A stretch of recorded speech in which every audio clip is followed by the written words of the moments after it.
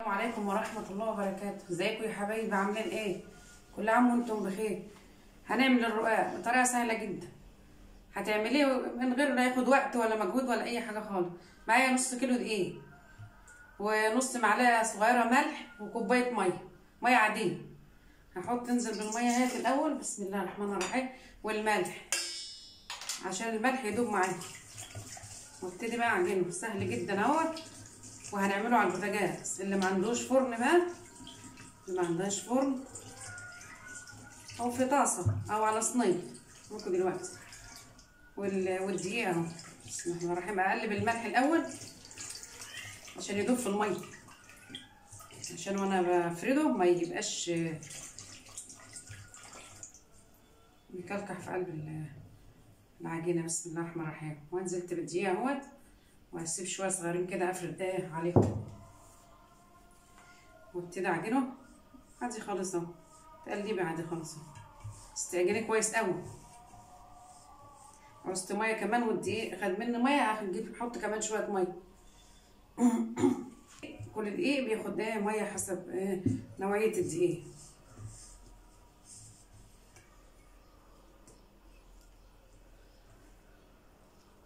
لينه، وارجع احتاج دقيق تاني.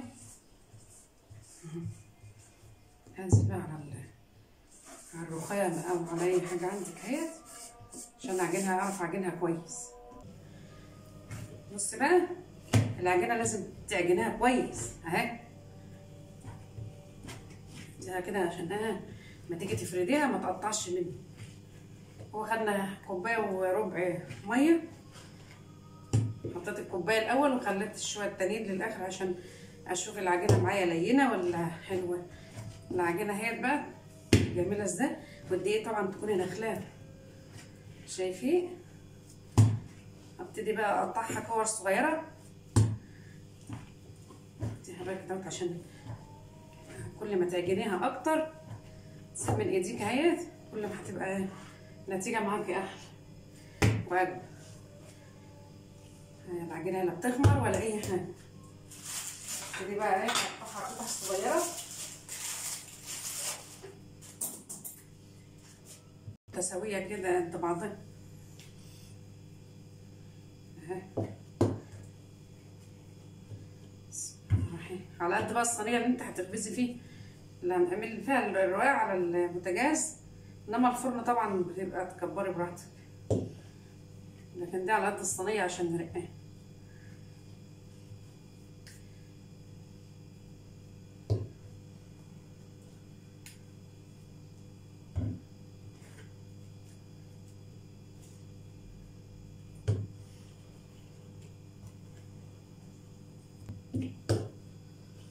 نص كيلو دقيق بيعمل ايه الصينيه.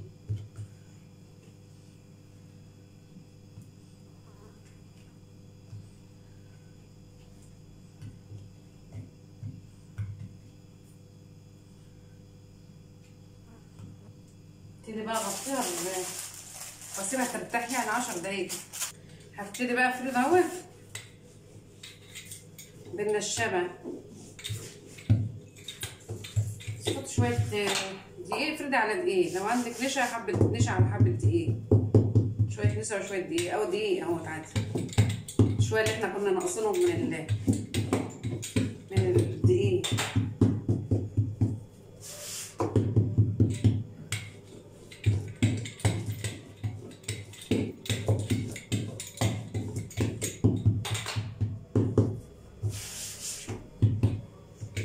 اهم حاجه تفرديها ايه كويس عشان تبقى رقيقه.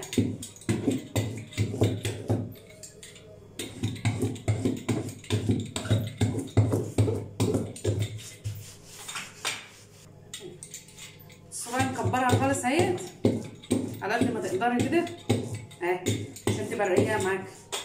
لو مش هتعرفي تريحيها على كده اهي. نفضها بقى من الدقيقه اهيت، واكون معلقه حاطه الصينيه بقى على البوتاجاز تسخن، واحطها بقى. حاولي تكبريه يعني شويه، ميبقاش صغير قوي. اهي معايا اهيت، لو عايزه تعمليه رقاق طري برضه هي هوريك انك لو عايزه تعمليه طري، وينفع للسندوتشات. افردي على الصينيه. شايفين الجمال؟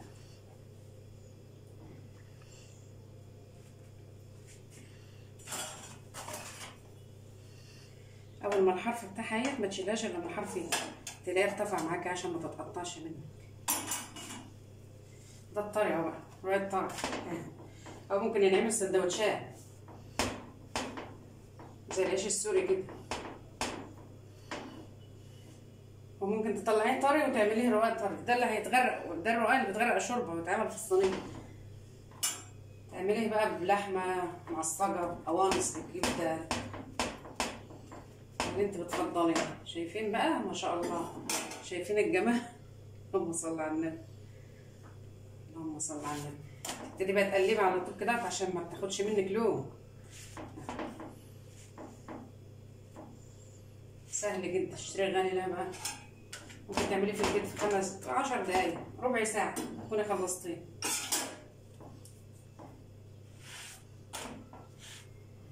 وصل بقى للنتيجه دي، شايفين؟ وناشفه خلاص اهي. اعمل كمان ريت الفرد.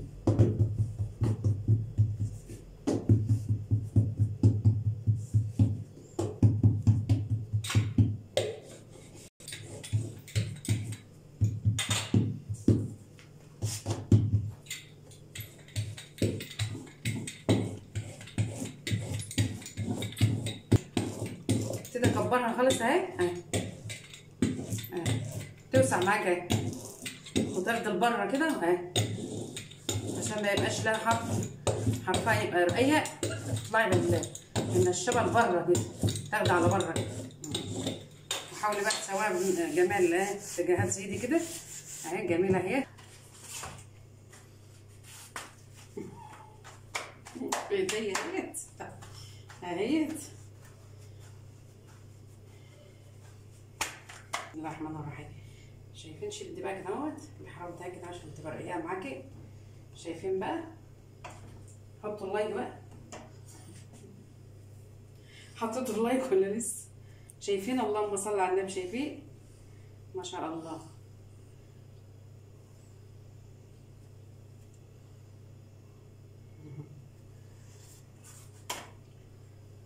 الله الله، اللهم صل على النبي.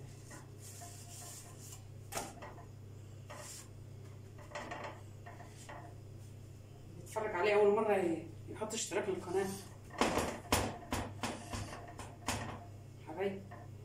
شايفين الرقاق جميل ازاي؟ شايفين؟ خبزها رقيق، رقاها في الخبيز، في الفرد، احنا بنقول عليها الخبيز عندنا. تاخدي نتيجه احلى. بتهدلها النار كده اهوت عشان تحمر معاكي وتنشف، وبعدين انت اصلا اول ما تسيبيه والهواء هيطص هينشف خالص. شايفين بقى اللي بتاخد اللون الجميل ده، الاحمر الجميل ده. تفضلي بقى تقلبيها كده تقلبتين 3 كده عشان تاخدي نتيجه انك انت تحمريها، عشان لما تغرقيها في الشوربه هترجع تلين معاكي تاني.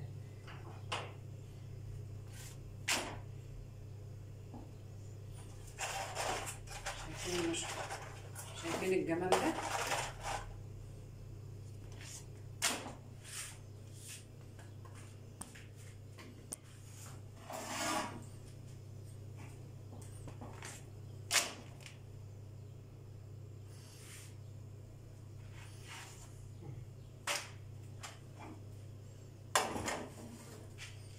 شايفين الجمال؟ اللهم صل على النبي. شايفين ناشف ازاي خالص ازاي؟